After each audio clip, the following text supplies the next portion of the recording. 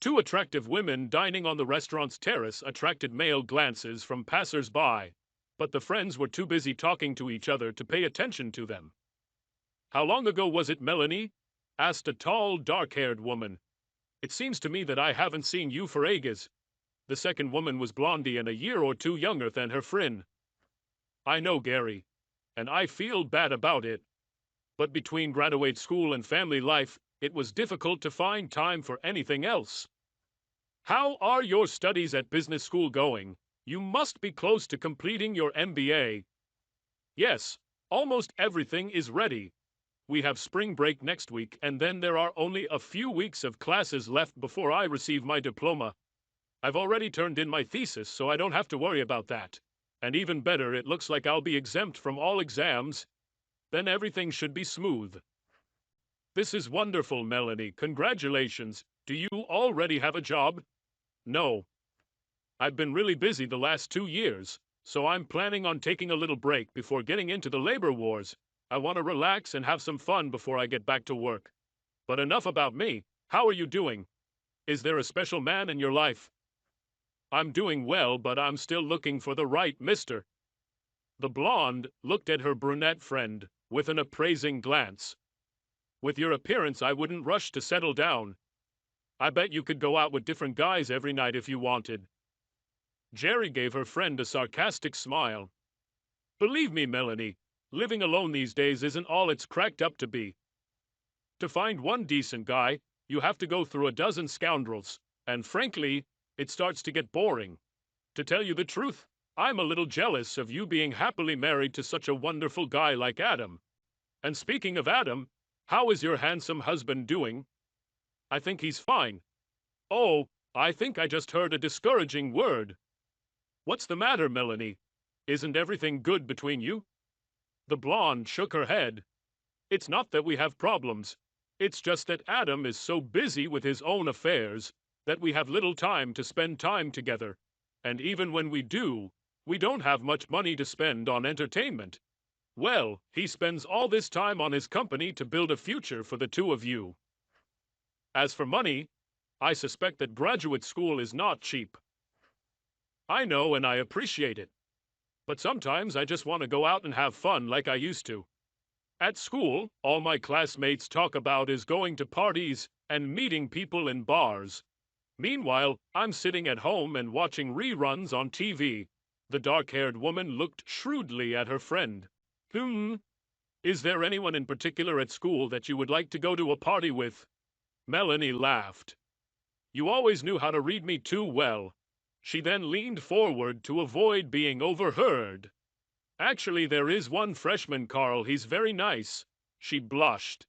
"And he definitely likes me too. Every time we're together, he goes out of his way to say something really nice about how good I look and how well I'm doing at school." Gary shook her head. "I don't think Adam will be very happy to hear about this. It's just harmless flirting. It doesn't mean anything. But you're right. Adam is pretty old-fashioned about this sort of thing. That's why I'm not going to tell him." She shifted in her chair. "But I can't help but remember how everything was before I got married. It was so much fun playing on the field and meeting all the different guys. I miss it all. You need to be careful, friend. You have a very good husband, and you shouldn't risk losing him. You know Adam will never tolerate it if he catches you fooling around. And if you ever did, I'm willing to bet there are plenty of other women who would be more than happy to comfort him afterwards." I know. And honestly, I want to spend my whole life with him, start a family and all that. I just wanted to have a little fun before things get so serious." She lowered her voice and leaned closer again. "Speaking of the guy I told you about, yesterday he asked me to go to Florida with him for spring break. If there was some way to do this without Adam finding out, I'd probably agree." She leaned back and laughed dismissively. "But this is just a fantasy. It will never happen." Jerry sat down and looked at Melanie for a long time. Finally, she nodded her head as if she had made a decision. "Don't be so sure. I know how you can do this and get away with it." Melanie let out a sigh that was equal parts disbelief and delight. "Are you kidding? How? Are you sure you want to jeopardize your marriage just for a week-long fling?" If I could be sure that Adam would never find out, then why not? But you're just teasing me, Gary. There's no way I could get away with something like that. Yes, and in fact it's quite simple. Jerry began to postpone each step on her fingers. First, you need to create a new mailbox on Gmail. Get him under some anonymous name, something like Good Friend. You then use this account to send Adam an anonymous letter, warning him that his wife is having an affair. Will I tell him that I'm having an affair? This is crazy. Why would I do this? Jerry continued calmly. More precisely, you would write that Melanie is having an affair with some person whom Adam does not know and cannot easily verify. And what will this give? It'll take his attention away from your hot guy from grad school. Yes, but it will make Adam suspicious of me. Exactly. But when he fails to find the guy you're supposed to be having an affair with, he'll have no choice but to confront you and demand to know what's going on. But I don't want him to suspect me. No, you don't want to. So when he confronts you, you will be very angry with him for not trusting you. In fact, you'll get so angry that you'll call time out on your marriage. Doesn't your mom live in Florida? Melanie was taken by surprise by the sudden change. Yes, why? Great. Angrily, you tell Adam that you are going to Florida for spring break to be with your mother and figure out what to do with your marriage. Then, while he's here in town desperately trying to find the mystery man, you're in Florida with Carl having your own little fling. How will I explain all this to my mother? Jerry rolled her eyes. You shouldn't. In fact, you shouldn't even see your mother while you're there. But what if Adam calls her? Tell him not to do it. Make it clear that you need a complete break to sort things out. He shouldn't try to contact you or your mother while you're away. Warn him that if he tries, you might not come home at all.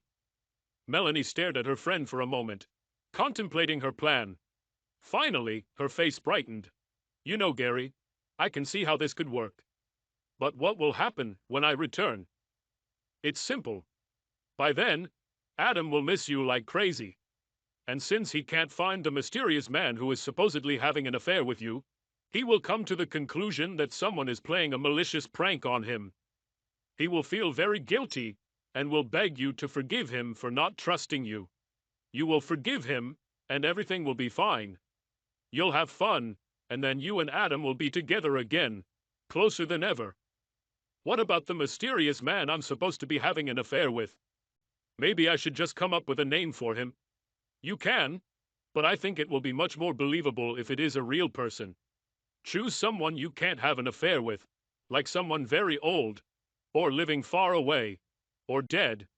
That way, if Adam manages to track him down, you'll be safe. Hey, I think I know the perfect guy.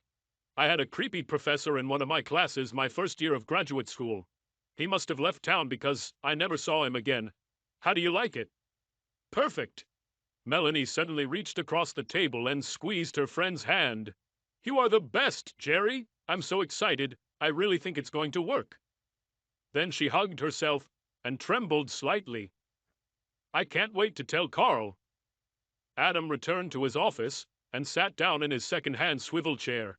He rubbed his forehead worriedly. If these parts do not appear soon, we will miss the deadline for the delivery of prototypes. After the foreman left, Adam sat trying to come up with a backup plan. When his email dinged, he quickly turned to check his inbox, hoping for good news. But when he saw that the subject of the letter was, "About your wife," he almost deleted it. But curiosity got the better of him and he opened the message. I hate to tell you this, but Melanie is having a romance with Professor Bellingham. I just thought you should know. Good friend? What the heck? Stunned, Adam reread the message again, unable to comprehend the terrible words. What nonsense is this? It cannot be true. Melanie wouldn't cheat on me. Someone must be trying to stir up trouble between us. But who does this and why? He started to delete the message but hesitated. That's the last thing I need to deal with right now. This must be a mistake, a misunderstanding. But his practical side did not allow him to ignore it. Damn it! Damn it! Of course it can't be true. Angrily, he pressed the reply button on the email. Who are you? Why are you making such a terrible accusation? What evidence do you have? He pressed send and then stared at the screen in impotent rage. This won't lead to anything good. It is unknown when or if this guy will answer, and there's no way to track it. It's probably best to start finding out who this Bellingham guy is. He opened a browser, went to the university's web page, and searched for the Graduate School of Business department. Professor Bellingham was not on staff. He returned to the faculty register and began searching throughout the university, and again he was unlucky. Frustrated, he tried looking at other educational institutions in the area, but to no avail. "This is madness," he muttered to himself. "Did my good friend just make up a name?" He then tried a Google search, and the search engine quickly returned 5 names. But 2 of them were female, and neither was local. I knew it was fake. Someone is trying to prank me, or drive me crazy. But again, he could not bring himself to delete the letter. Now that the letter had been sent, a seed of doubt began to grow in his mind. God, what if she's having an affair? I didn't see any signs, but that doesn't mean anything. Besides, I was so busy at work that I hardly spent any time with her. What if she was upset because she was being ignored? I remember that there were times when she wanted to go somewhere for fun, and I refused her. But damn, I'm working almost 70 hours a week trying to get the business going. Doesn't she understand this? Can't she see that I'm doing all this for us? And to be honest, we really can't afford anything extravagant. Her business school tuition is getting more expensive every year, and I'm pouring whatever is left into this place to try to speed up the process. And yet, I guess I neglected her. Feeling guilty, he started checking his calendar, trying to find the last time they met together. After scrolling through 3 months and finding nothing, he stopped searching. Damn. But even as his guilt increased, he felt a corresponding surge of anger. I may not have given Melanie as much attention as she wanted, but that doesn't give her the right to cheat on me. We also discussed what sacrifices we would have to make when we decided to start the business. She agreed 100% then, so she hardly has any right to complain now. His thoughts were interrupted when his foreman poked his head through the doorway. "Hey, Adam. Good news. The components we need have just arrived. God bless. Okay, we need to unpack them and get them to the workshop as soon as possible." When the foreman disappeared, Adam took a deep breath. Well, in any case, one crisis is averted. He smiled wryly. I think this means I can spend more time taking care of my wife. After spending even more time searching the internet fruitlessly, he sat back and tried to think. If Mel really is having an affair, then it simply has to be with someone from the university. Maybe my good friend got his name wrong. Or maybe the university just didn't put his name on their website. He returned to the university's web page and found the phone number for the Human Resources Department. When the secretary answered his call, he asked if Professor Bellingham was on the faculty. "Which faculty, please?" "I think it's the Graduate School of Business, but I'm not sure." There was a pause, and then the voice came back on the line. "I'm very sorry, sir, but we don't have Professor Bellingham in the School of Business. What about other schools?" There was a sigh. "Please wait." This time we had to wait longer. When the woman finally returned to the line, her manners had disappeared. "Sir, there is no Professor Bellingham at the university." A thought struck him. Maybe he was an employee a year or 2 ago. "I can only confirm our current teaching staff." "Why?" "That is university policy, sir. Is there anything else I can help you with?" "No, you did your best," he said, trying not to sound too sarcastic. He tried again, calling the dean of the business school. He went back and forth with the administrative assistant. But in the end, he learned nothing more. By this time, Adam's head was throbbing. "I need a good drink," he muttered, hanging up in disgust. But this thought gave him an idea, and he picked up the phone again. "Hello, Gary. This is Adam. Listen, any chance you could meet me after work at Macy's place for a drink? I have a problem, and I really need your advice." "No. I wouldn't like to talk about this on the phone." "Can I?" "Great. I'll meet you there at 6 Gao." Before leaving, he checked his email again.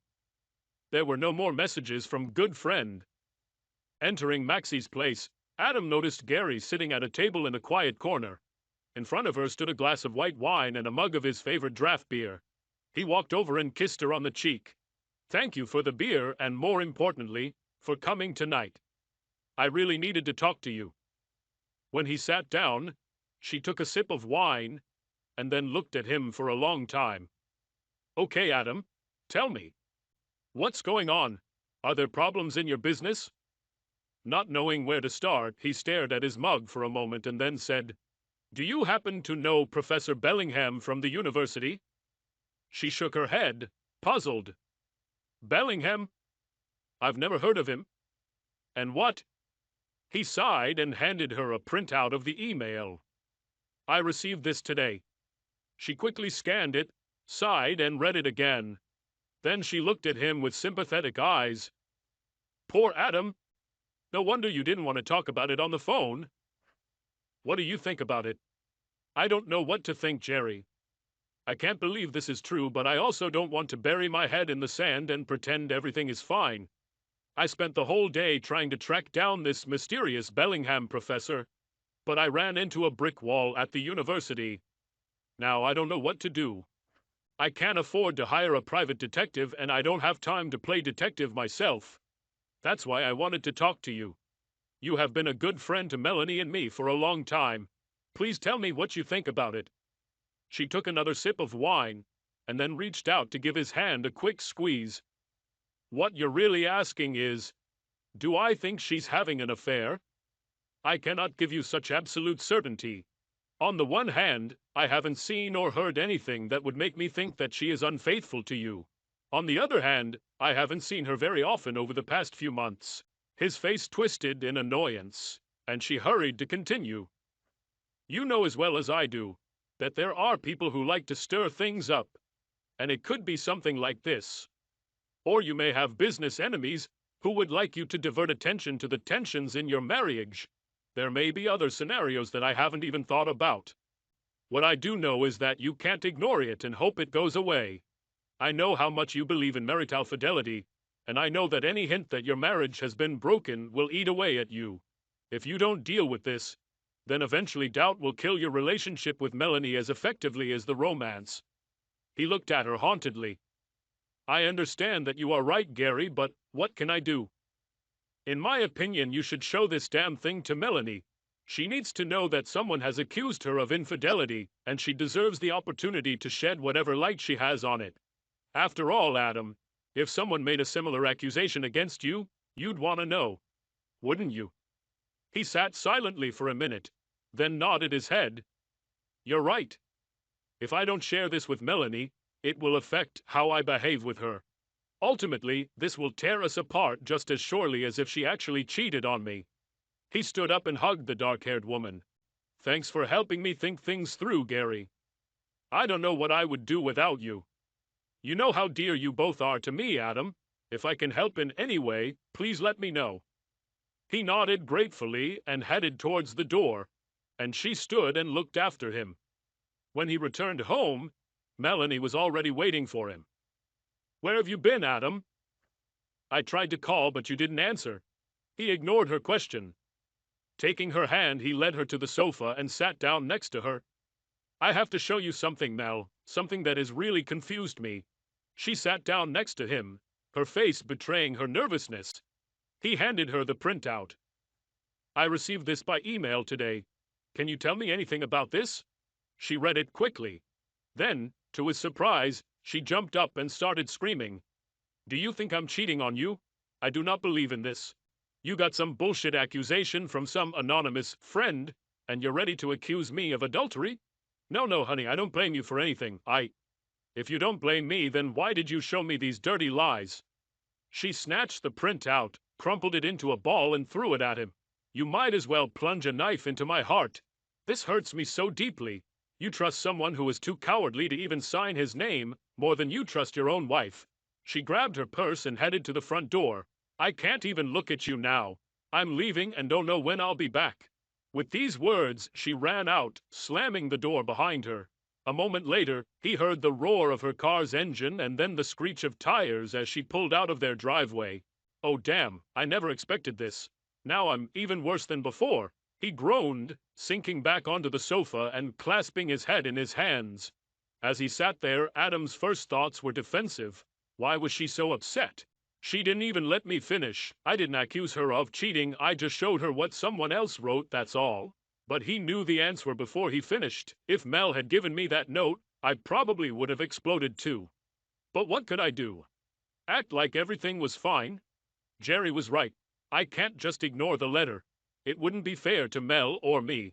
Even though he spent the rest of the evening going over the situation in his mind, he was no closer to figuring out what to do than when he started. He knew he and Mel needed to talk, but he couldn't even decide what to tell her. All he knew for sure was that he wanted to bring his wife home to try to mend the relationship. Emotionally exhausted, Adam felt himself starting to get tired, but he was determined to stay up until Melanie returned. After another hour of waiting, he lay down on the sofa and soon fell asleep. Sometime after midnight, he was awakened by the sound of the door opening. As he stood up, Melanie walked into the living room and stared at him with her hands on her hips. Mel, we really need... I don't want to talk about this now. She interrupted him sharply. You can stay the night on the couch, and we'll talk in the morning. Without waiting for an answer, she turned on her heel and headed down the hallway to their bedroom.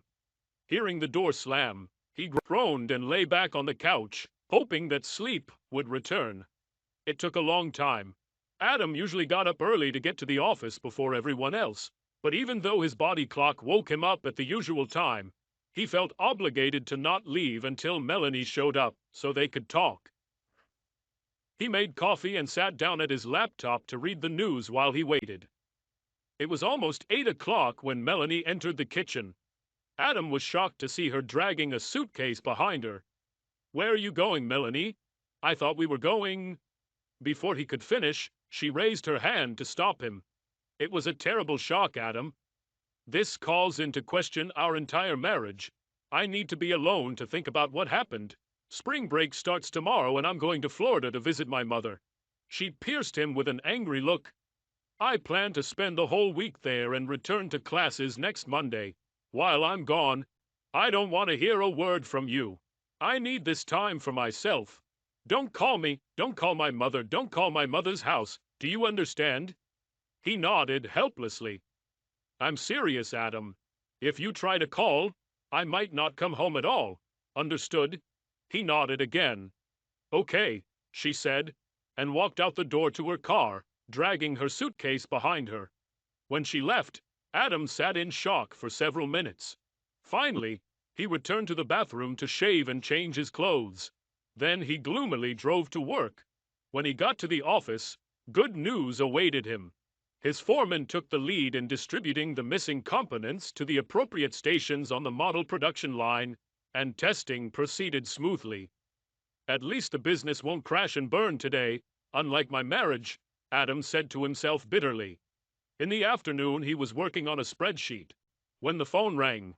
When he answered, he heard that Jerry was on the line. I was worried and wanted to know how you were doing. How did it go last night with Melanie? Oh, well, it's a long, sad story, he said dejectedly. Oh, that doesn't sound very good. Maybe we can get together to discuss this again over a drink. That would be great, Jerry. Same place, okay. Before leaving, he checked his email again, but there was still nothing from Goodfriend. When he entered the bar, Jerry immediately noticed the dark circles under his eyes. Adam, it looks like you didn't get much sleep last night. Tell me what happened. He took a long sip from his beer mug and began to talk about yesterday's confrontation and Melanie's departure this morning. Jerry looked at him with a mixture of sadness and guilt. Oh, Adam, I feel so terrible. You followed my advice, and it turned out to be completely wrong. No, Jerry, I thought about it a lot, and I'm convinced that it was the only thing I could do. Of course, I didn't expect Mel to react so violently, but there was no way I could keep this letter to myself and pretend that nothing had happened.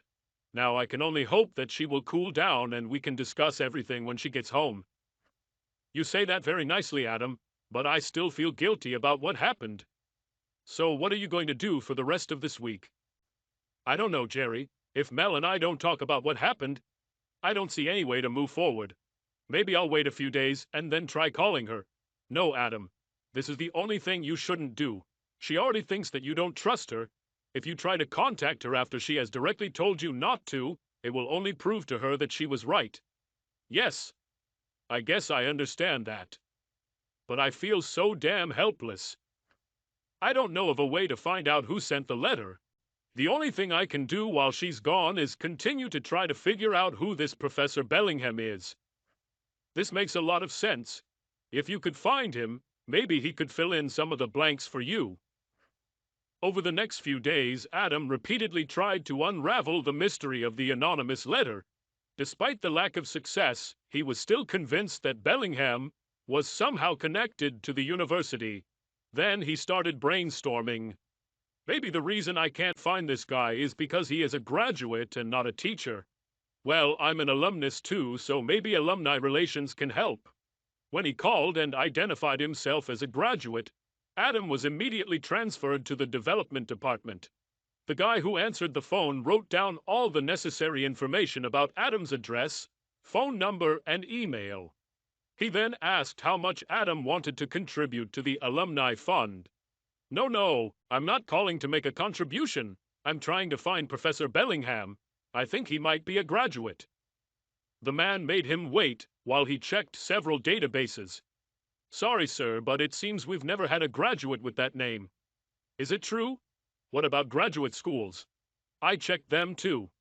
Perhaps he is not a graduate. Perhaps he simply studied for a year or two and then dropped out or transferred. The guy seemed to have lost interest. I'm afraid I can't help you. Our database contains only graduates. Is there anything else I can do for you? After Adam turned him down, he hung up and cursed in frustration. Damn it! All I managed to achieve was to guarantee that I would be invited to the next alumni fundraising campaign. Having made no progress on the phone or the line, he took an hour off the next day to visit the Graduate School of Business. When he got there, it was almost empty. It's spring break, dumbass. Adam cursed to himself. But several people were still found, and he began to walk from one office to another, asking for information about Professor Bellingham. Finally, the assistant dean met him face to face. Sir, I'm very sorry, but you will have to leave. If you do not comply, we will be forced to call campus security. Adam apologized and hurried away, more upset than ever. Returning to his office, he sat down heavily at his desk. After another futile check of email, he dropped his head into his hands. What should I do now? At that moment, his work phone rang. When Adam answered, an unfamiliar voice asked, "Are you the young man looking for Professor Bellingham?" When Adam confirmed that yes, the man continued, "My name is Dr. Avery Mayfair. I am a member of the Graduate School of Business faculty and may be able to help you. But first, let me ask you why you're trying to find Professor Bellingham." Adam was hesitant to discuss his situation with a stranger, but desperation took over, and he briefly told Dr. Mayfair why he was looking for the missing professor. When he finished, the caller made a contemplative sound. "It's clear. I overheard your questions at school today, and the way you presented some of the questions made me wonder if there might be something similar. Anyway, I think I can reassure you, young man. 2 years ago, Bellingham was an adjunct professor at the graduate school. He was a worthy teacher, but unfortunately, enrollment in his course was below our minimum requirements. His course was cancelled, and his contract was not renewed." "I see," said Adam. "This means there's one more thing." Dr. Mayfair continued, "At the beginning of the current academic year, I received a message from Professor Bellingham. He wrote to tell me that he had found a job at Black Hills State University in South Dakota." "Is he in South Dakota?" Adam asked in bewilderment. "That's right," the professor confirmed. "And there's something else you might want to know." In the same message, Professor Bellingham informed me of his recent wedding to his longtime partner, Harold. "Harold? This means Bellingham?" "Exactly. Dr. Mayfair, thank you very much for your call. I still don't understand why someone sent me such a treacherous letter, but now I'm sure it was a lie. I was hoping I could calm you down. Sir, may I ask one more question? Why did you decide to call me? Don't get me wrong, I'm very grateful, but I'm just a stranger to you." The professor's tone of voice changed. "I don't mind telling you, young man. Many years ago, something very similar happened to me. My wife left me to run off with her lover, so I have deep sympathy for anyone who may find themselves in a similar situation. Fortunately, in this case, the warning you received turned out to be false, so I am glad that I was able to dispel your doubts. But as you can imagine, I have very strong feelings towards anyone who interferes in a marriage. If this statement were true, I would not hesitate to tell you. Thank you, sir. You have no idea how much I appreciate what you did. That evening, Adam called Gary to tell her the good news. I still don't know who is trying to destroy my marriage, but now I know for sure that Mel is not having an affair with Professor Bellingham. Are you sure you can trust this, Dr. Mayfair? Absolutely. After the call, I looked him up and found him on the business school faculty. He is an elderly man, probably around 60, and appears to be well respected. But just to be sure, I also checked out Bellingham on the Black Hills website. Of course he was there. That's great, Adam. You must be extremely relieved.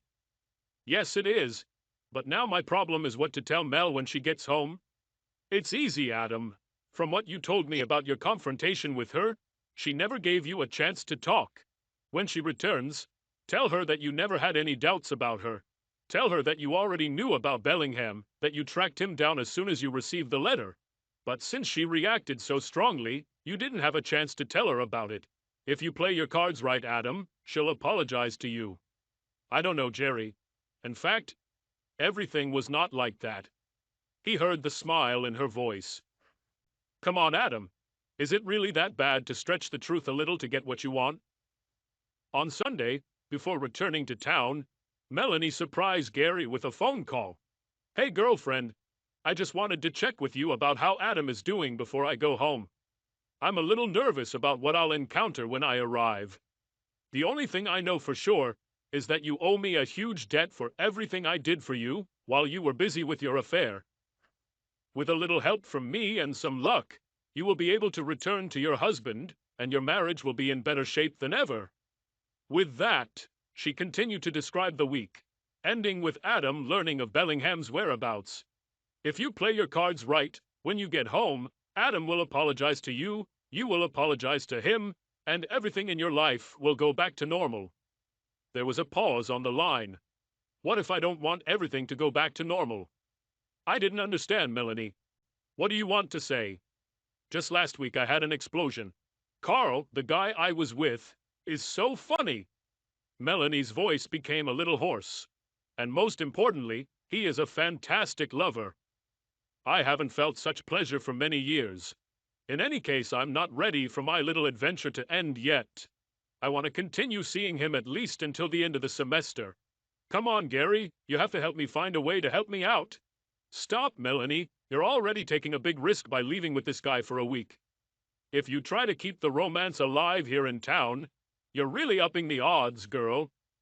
Maybe, but you have to admit, your little plan worked perfectly. I bet you can figure out how I can do this again. Come on, Jerry, please. This guy is really hot.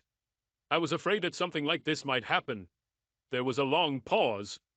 Okay, Jerry said slowly. I can come up with a plan to do what you want. But you have to understand that you will jeopardize your marriage to Adam. He's a good guy, Melanie. He is hardworking, loyal, and a true family man. Men like him don't come along every day. Are you sure you want to risk it all for a little fun between the sheets? Melanie chuckled. You turn me on with the phrase, I can come up with a plan. Okay, but don't say I didn't warn you. Now here's what you need to do. Do you still have that email account you created? Certainly. You told me to keep it active. Good. Because you need to send another letter from good friend. Only this time, you will send a message to yourself, to your regular email. Okay then, what will be in the new letter? Everything is exactly the same as in the previous one. Only this time, you write that Adam is having an affair with me. What? But that's not true, and Adam knows it. How can this help? It's simple. The first letter accused you of having an affair. Adam has discovered that you could not have been unfaithful with Professor Bellingham, but he may still have doubts about your fidelity. Wait, Gary, did you tell me that a letter with Bellingham would give me freedom in my relationship with Carl? So it was. But now, after he receives the second letter, he will have no doubts. He's already proven that you weren't having an affair with Bellingham, and he knows for sure that he's not having an affair with me. Obviously, the good friend is a complete liar, which means Adam has no reason to doubt you anymore. This means that you can get away with almost anything you want without arousing Adam's suspicion. There was silence on the line. Melanie then exclaimed, "Jerry, you are a genius. I don't know how you came up with all this, but you just gave me a hall pass that I can use for the rest of the semester. There are 2 more things you need to do, Melanie. First, make sure Adam tells me about the second letter." "Okay, but why?" "Because this way I can reinforce the idea that you are trustworthy and this unknown friend is not." "Oh, it's good. He really cares about you, so he will listen to your advice. Now, what else? After you send the message to yourself, remember to log out of your good friend email account. What if Adam accidentally finds him?" "Oh God, no. In fact, you should probably sign out of both of your email accounts when you're not using them. You don't want Adam to find love notes from Carl, do you?" I warned Carl never to email me, but this is still good advice. Better safe than sorry. Returning home from work that evening, Adam was alarmed to find Melanie crying.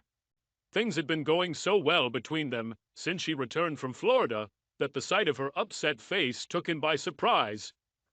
"What's wrong with you, Mel? What's happened?" he asked, rushing towards her. "Oh, Adam, it's all starting again," she said with tears in her eyes, handing him a copy of the letter. "Son of a bitch!" he swore after reading the accusatory message. "You know that's a lie, don't you? Certainly cute. I know that you will never cheat on me, just as I will never cheat on you. And even if you cheated, I know it would never happen with Gary. She is such a good friend to both of us that she would never do anything like that." Damn it! Someone is still trying to cause trouble for us, and I have no idea who or why. There must be some way to track these things. She looked up at him hesitantly. "Are you going to tell Jerry about this?" "Do you think I should?" "I think you should. Whether you like it or not, she's involved now. It would be unfair to her not to tell her about this." The next morning when Adam called, Gary answered in a friendly manner. "Well, how are the 2 lovebirds doing today?" Adam's tone was solemn. "We're doing well, Jerry, but there's something new that I need to talk to you about. Can you meet after work?" "Actually, I plan to work at home after lunch. Could you come to my house?" "Okay, good. I'll come in between 6:30 and 7. Opening the door to her apartment in the evening, Jerry immediately noticed the solemn expression on Adam's face. "What's the matter, Adam? I've been worried since you called." He shook his head. "I'm really sorry, Gary, but it looks like you got caught up in this whole thing with Melanie and me." When she looked at him in confusion, he handed her a copy of the last letter. After reading it, she looked at Adam in despair. "But it's just funny. We don't have an affair. I would never do that to Melanie. I hope she knows that." He nodded. "She knows. In fact, she told me the same thing." Gary shook her head in confusion. "Glad to hear that. But what do you think this all means?" "I think this means that someone is very keen to stir up trouble between Melanie and me. First a warning about Professor Bellingham, now this. The only thing I can think of is that I have an enemy, perhaps a business competitor, but I have no idea who it could be. But anyway, since it now seems to concern you, Mel and I decided we should warn about it." She nodded. "I'm glad you did it, Adam. You are always so caring, but I don't know what we can do about it, unless the mystery person does something overtly, or makes a mistake.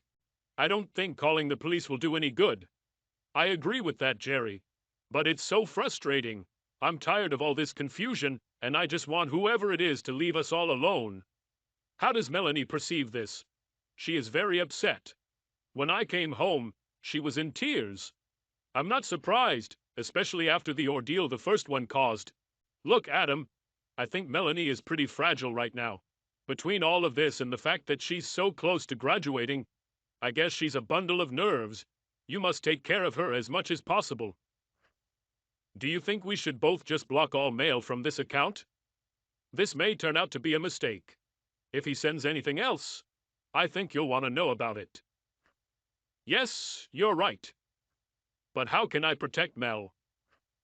For starters, if you get another one of those damn letters, I wouldn't tell her about it, at least not right away. For that matter, I think you should check her email on your laptop every chance you get. If she receives another letter, you can forward it to your email before she sees it. This way you don't have to interfere with her. Yes, I think that's a good idea. He got up. I'm really sorry you had to be dragged into all this. If this is supposed to be an apology, then I don't need one. You are very dear to me, and I will do everything to help.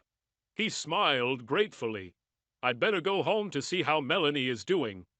He started to walk away, then turned, hugged Gary, and kissed her on the cheek.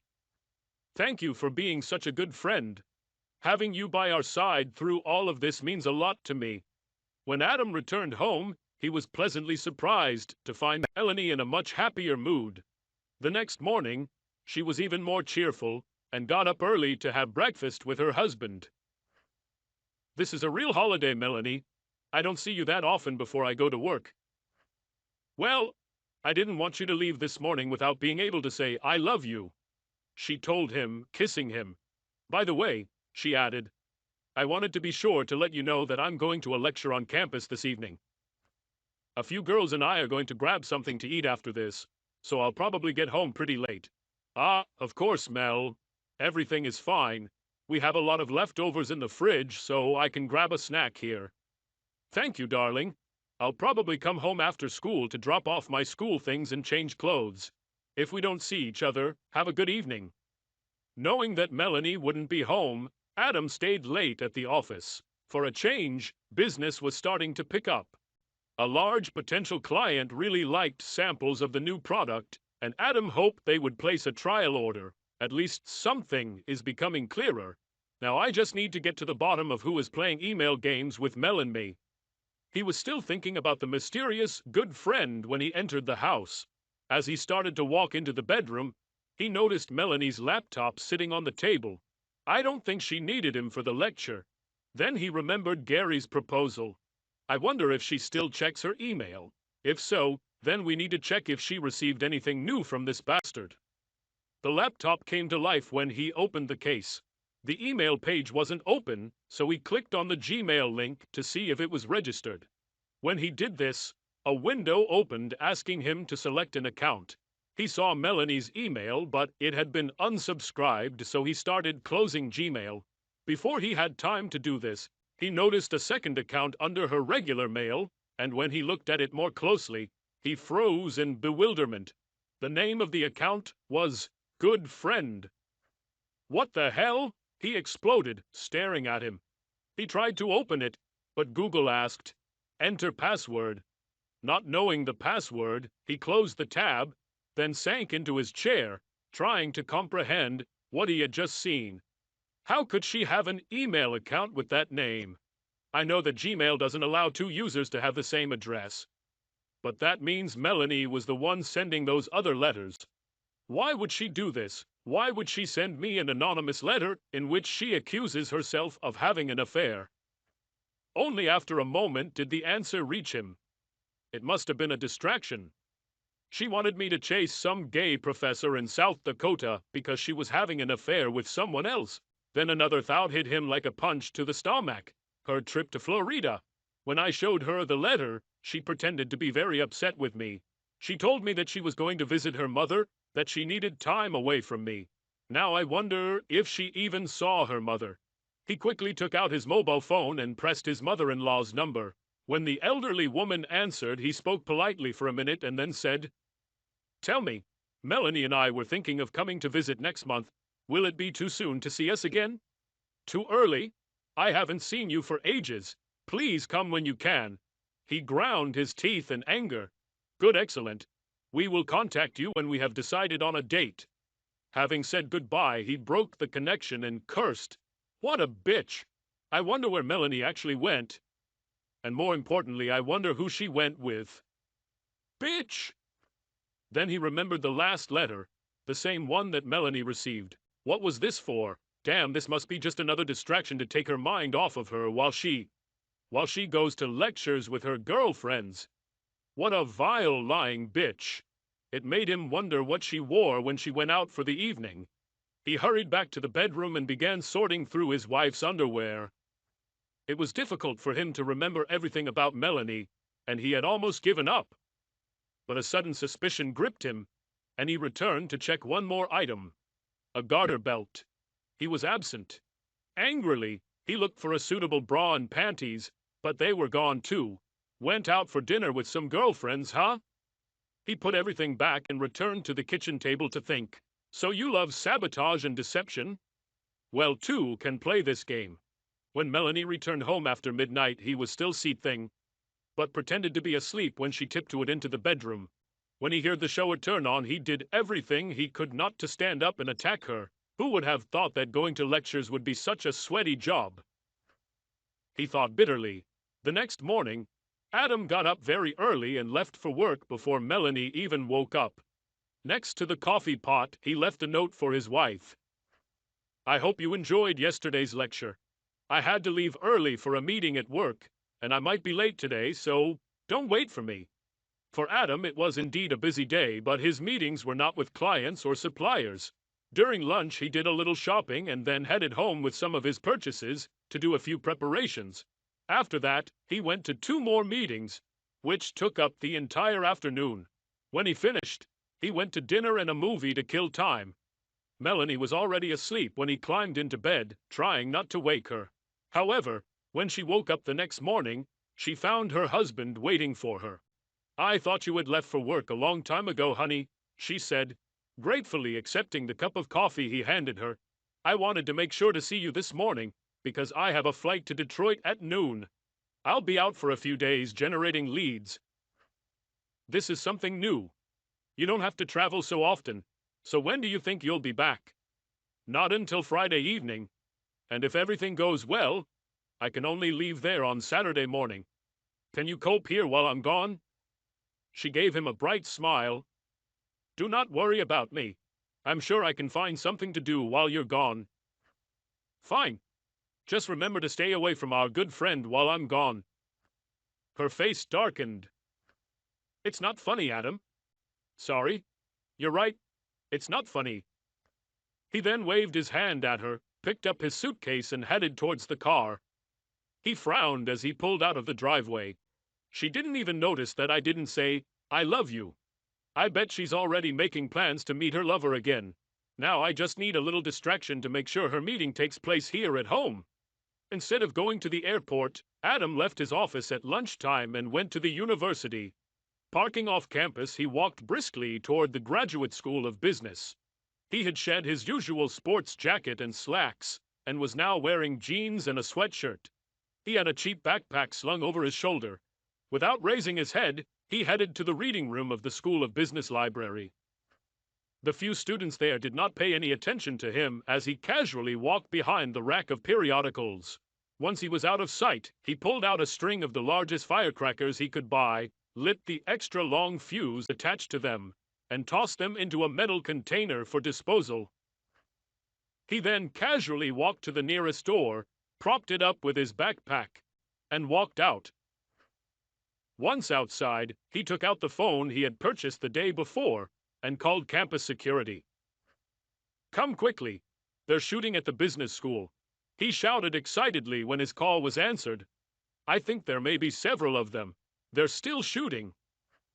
He then turned the receiver towards the library, and within seconds, a series of fireworks began. He cut the connection and hurried across campus to his car as sirens blared and people began running in all directions. He was parked in his neighborhood and watching from his spot when, an hour later, he saw his wife's car pull into his driveway. Then a second car pulled up behind her, and a male figure appeared. In times of danger, there is no place like home, Adam muttered, grinning sadly.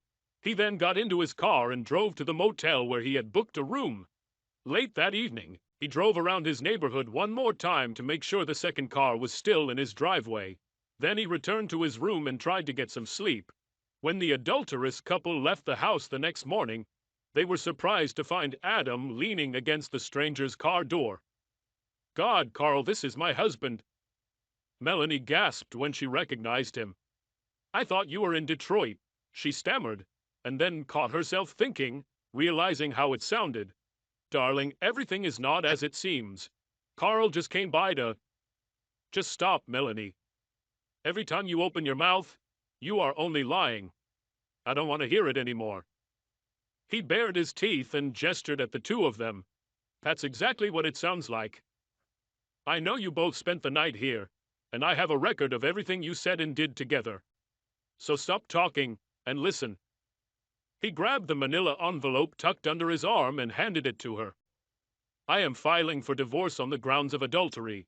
Inside, you will find the name and number of my lawyer. Find yourself a lawyer and ask him to contact mine. But don't try to contact me, because after what you did, I don't intend to see or talk to you anymore." "No, honey. Don't say that. It was just a one-time mistake. We can work things out, I promise." I said, "Stop lying," he growled. "This is not a one-time incident. You have been having fun with him for several weeks, and it definitely wasn't a mistake. You planned everything in advance. I know you sent that letter as a distraction so you could spend spring break together wherever you went. And by the way, your mom wants to know why you haven't visited her lately. I guess you were so wrapped up in that piece of crap, he gestured at the Sulin man, that you didn't even go see her." He paused to turn his attention to Melanie's lover. "Oh yes, that reminds me." Adam quickly took out his cell phone and took several pictures of the amazed man. When he realized what was happening, the man growled, clenched his fists, and took a threatening step towards Adam. Adam immediately reached into his jacket pocket and extended his hand far enough to show the handle of the gun. "Oh, oh," he said calmly. "I wouldn't do this if I were you. I have no intention of ruining my life by killing you, but I will be glad if you give me a chance to shoot you in self-defense." "Stop, stop!" The man raised his hands up and took a step back. Adam turned to Melanie with a grin. "Looks like your boyfriend is a lover, not a fighter." Then his voice became cold and hard. "Take everything you need from the house and then get out, Mel. Don't be here when I get back. I wasn't kidding when I said I never wanted to see you again." "Adam, please," she wailed. "I never wanted it to be this way." He ignored her and walked to his car when she sat down on the driveway and began sobbing into her hands. On the way to his office, Adam stopped at a dumpster and threw away his phone along with the toy gun he was keeping in his pocket. "I'm very glad that these things look so realistic." He grinned mercilessly. Returning to his desk, Adam used his cell phone to send an email containing one of the photos he had taken. To his surprise, he received a call back a few minutes later. "This is Dr. Mayfair. Did you just email me a photo?" "Dr. Mayfair, forgive me for intruding on you again, but do you happen to recognize the man in the photograph? I think his name is Carl. Is the woman standing next to him your wife?" "I'm afraid of my ex-wife. Very beautiful woman. I think she was in one of my classes last year. As for the man next to her, I actually recognize him. His name is Carl Mannheim. It so happened that he is one of my dissertation students." "Carl Mannheim. Good to hear, doctor. I'm afraid I have a score to settle with your Mr. Mannheim." "So he was the serpent who stained your Garden of Eden?" "Yes, in a way.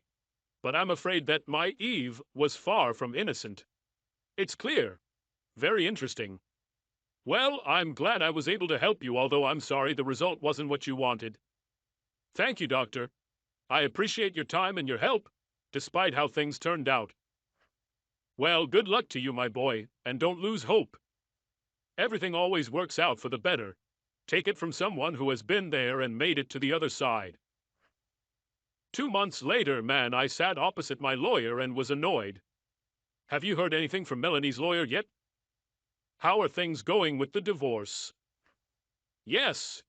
Yesterday I spoke with Hannah Montrose, and today she sent a counteroffer to Melanie. The good news is that Melanie has decided not to fight the divorce anymore.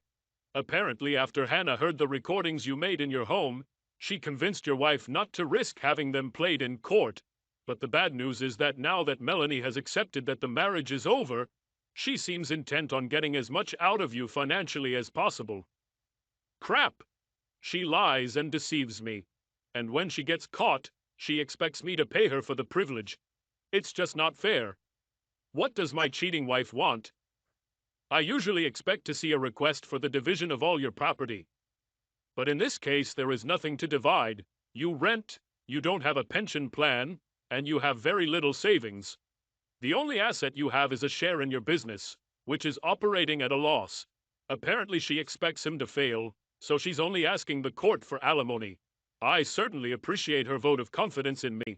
Adam snapped sarcastically. So how much alimony does she want?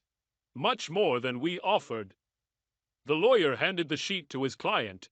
Adam looked at him and gasped. This is ridiculous. She knows I can't afford it. If I have to shell out that much money every month, I'm essentially liquidating my business to pay her. What can I say? Melanie refuses to negotiate, so Hannah will propose just that to Judge Abernathy. Well, I'm not going to give up and give Melanie that much money without a fight. We'll have to take our chances in court. Okay, Adam. I understand what you're getting at. But remember, Judge Abernathy has absolute power. You are left with whatever he decides. Almost exactly a month later, Adam sat in the courtroom and waited anxiously. After both lawyers presented their arguments, Judge Abernathy adjourned. How do you think things are going? Adam asked his lawyer in a whisper. I have no idea. It could go either way, or the judge could decide on some kind of compromise. They were soon ordered to stand as Judge Abernathy returned to the courtroom. When they were seated again, the judge asked opposing counsel to come to the bench. I assume your clients have not changed their position on the financial settlement? The two lawyers exchanged glances. No, Your Honor. Very good. Before I make my decision, I would like to ask Mrs. Weatherby a few questions. Hannah Montrose looked scared, but then smiled and motioned for Melanie to come forward. Everything will be fine, she whispered to her client. Don't forget to address him as Your Honor. Adam's lawyer took his seat and leaned towards him. It's usually not a good sign when the judge wants to hear more from the other side. Adam watched sourly as his soon-to-be ex-wife testified. The suit she wore was conservatively cut, but fitted enough to show off her figure. He noticed the judge was watching Melanie and shook his head. I think we're finished, he whispered to his lawyer. The judge scanned the papers in front of him and then turned to face the woman sitting in the witness box. So, Mrs. Weatherby, it appears that the only issue separating the two of you is the amount of alimony that should be awarded. Your offer involves an amount significantly higher than that which your husband offered. That's right, Your Honor. And how do you justify the amount you proposed? We are asking for a higher amount in recognition of my years of marriage, and the fact that I will have to start my life essentially from scratch, Your Honor. It's clear.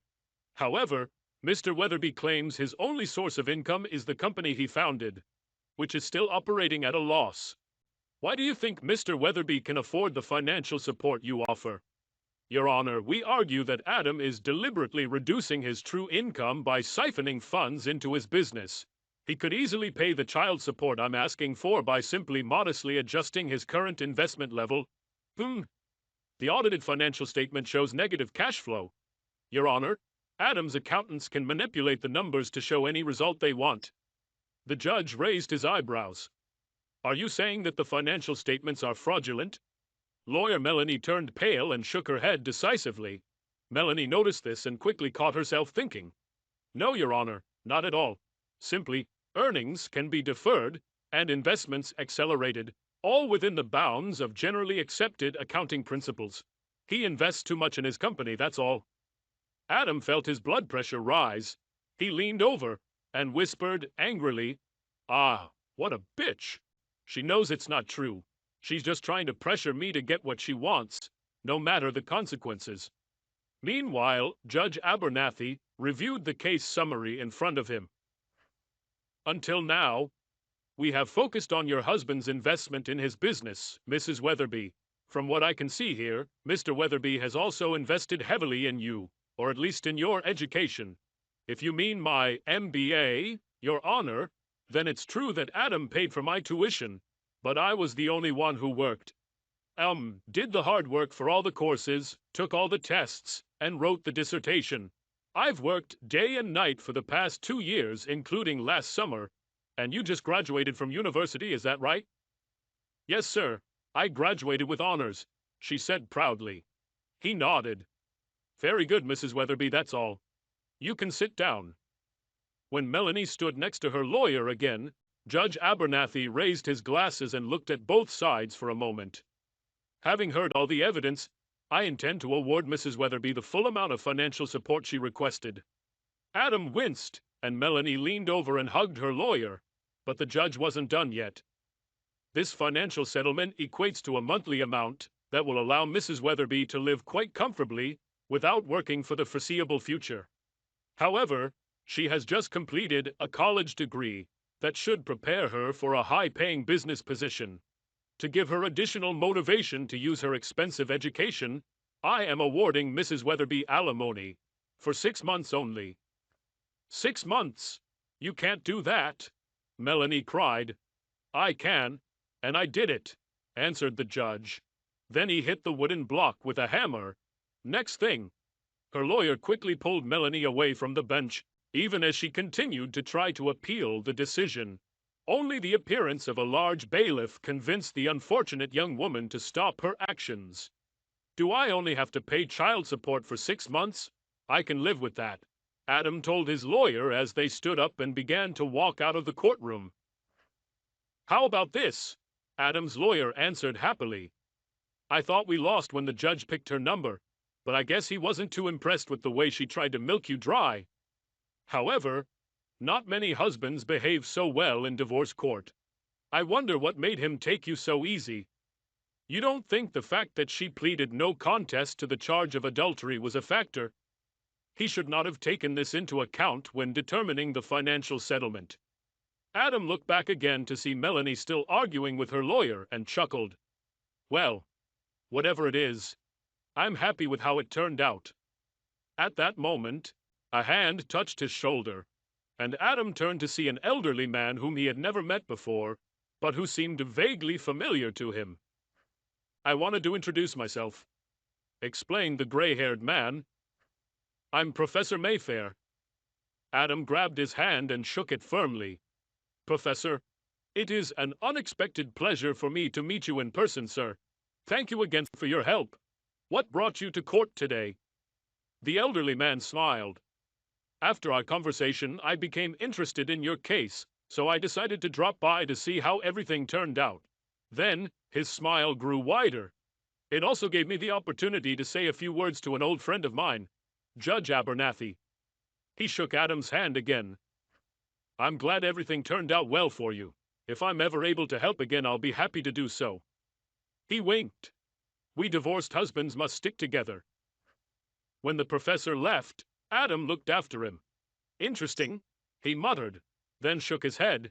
As he did so, out of the corner of his eye, he thought he saw Gary in the crowd of spectators. But when he turned to look, she was not there. It took a hell of a long time before. She pressed a familiar number on her mobile phone, and when the call was answered, she hesitantly said, Hello, Jerry. It's me, Melanie. Melanie, what a surprise. I haven't heard from you since you moved to Florida. How are you doing? To be honest, it's been a pretty tough few years. Actually, that's why I called. I really needed to talk to a friendly interlocutor. Certainly. Tell me how you're doing. Are you working on it now? Actually, that's part of the problem.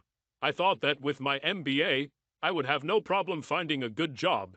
But it turns out that employers here are more interested in experience than an academic degree. Most of the jobs I was offered were internships. Oh my God, that doesn't sound very profitable, so where did you end up? When the alimony stopped, I was completely desperate.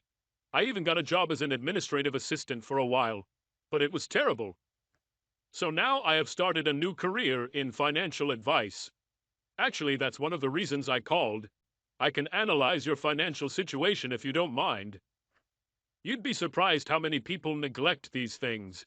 There was a pause for a moment. Oh, Melanie, I'd love to help you, but my finances are in good shape right now and I'm pretty confident about the future. I really don't think I need help. Sorry. It's okay, Jerry. I hear this often, but I decided to try it. It's so hard to get a foothold in this business. In fact, I had to move in with my mother to reduce expenses. Do you live with your mother? What happened to you and Carl? Don't even mention that bastard's name. We broke up just a few months after we arrived here. Did you break up? What's happened? Oh, Jerry, that was terrible. Carl dropped out of school without earning his MBA. I don't know exactly what happened, but his advisor rejected his master's thesis and told Carl that he would have to start over.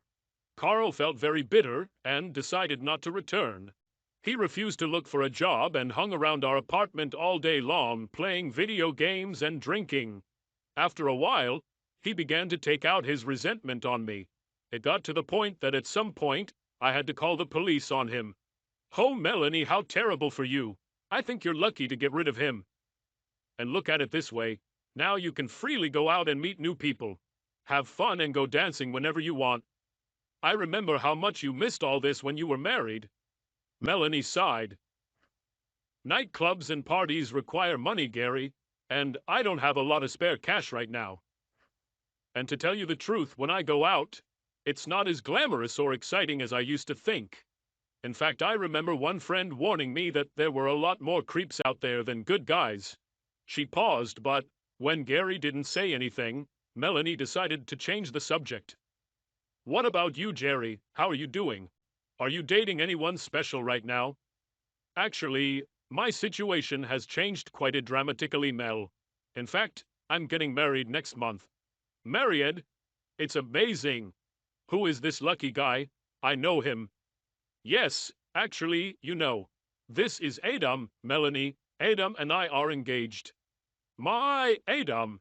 Are you engaged to my Adam? You can't do this. I'm afraid I already did. We'll have a small civil ceremony in the backyard of our new home, and then we'll fly to Paris for our honeymoon. New house? Honeymoon in Paris? Adam can't afford all this. Not only my situation has changed dramatically, but also Adam's situation. The same month you moved to Florida, he received that big order he had been working on for so long. After that, his business really took off. Clearly, his new product is just what the auto industry needs, and that is not all. Earlier this year, Adam received an offer from a large manufacturer to buy his business for a fortune. He agreed, and the deal will be completed next week. So, as you can see, you don't have to worry about our financial future. Melanie could only stutter, but Gary persisted, and now her tone had changed. You know, all this could have been yours, Melanie, but you weren't content with what you had. I warned you from the very beginning that you were risking everything by starting your little affair. Besides, I warned you that there would be women who would happily pick up the pieces if your marriage fell apart. But you were the one who encouraged me. It was you who came up with how I could. Suddenly, Melanie's voice rose in shock. Oh my God, Jerry, it was you. You planned everything from the very beginning. All I did was tell you about a harmless little fantasy. You manipulated me into acting in accordance with it. You tricked me into believing I could get away with having an affair. Actually, Melanie, you're exaggerating. I didn't force you to do anything you didn't want. All I did was give you enough rope to hang yourself. I cannot believe this. I bet you were the one who warned Adam about Carl. You're smarter, Melanie. Think about it. If I told Adam, he'd wonder how I knew. That wouldn't be very smart of me, would it?